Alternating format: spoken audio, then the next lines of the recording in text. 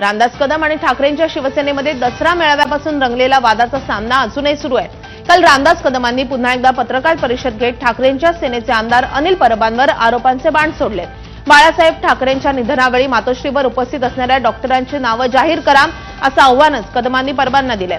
यासोबतच माझ्या आरोपांना अनिल परबांऐवजी उद्धव ठाकरे का उत्तर देत नाही असा सवालही कदमांनी उपस्थित केलाय।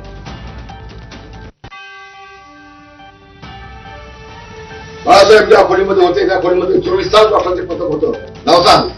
का त्यांनी पैसे घेतले नाही ते सांग, का त्यांनी मुलीट काढले नाही ते सांग, का ते लोकांसमोर आले नाही ते सांग। नाही सांगू शकत। हा म्हणतोय असंख्य लोक भेटत होती साहेबांना, चूक आहे तो दलाली खाऊन बोललाय तो।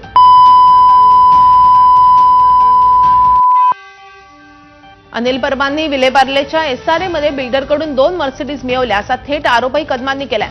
परबांनी 8000 मराठी रहिवाशांना शाखेमध्ये बोलावून दम दिला, त्यांचा फ्लॅट खाली करायला लावले, फक्त 1 वर्षाचं त्यांना भाडं दिलं आणि परबांनी कोट्यवधी रुपये कमावले असा गंभीर आरोपही रामदास कदमांनी केलाय। याची अवकाश आहे का? याची अवकाश आहे माझ्यावरती बोलण्याची?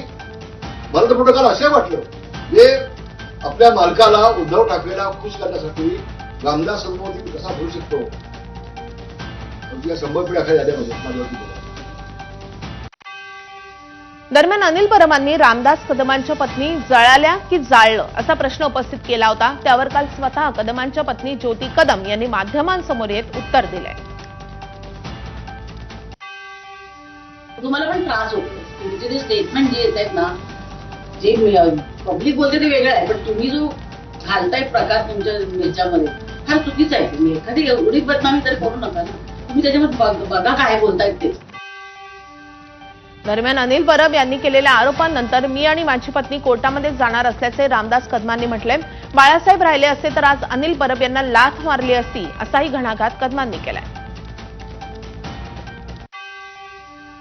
आम्ही घेतायच मग तुमची राजकीय पुढे भागण्यासाठी आणि हे भोगा लागते ना अनिलला। मी माझी विशेष अनिल परबच्या मुलांमध्ये न्यायालयात जाणार, तरी नाहक आमची बदनामी केली, माझ्या पत्नीची बदनामी केली, नाहक बदनामी केली। तुमचं अफिडेव्हिट देतोय, रजिस्टर करून देतो आम्ही, आणि आम्हीच काय कुणाच्याही बायका मुलांच्या बाबतीत असं नका म्हणून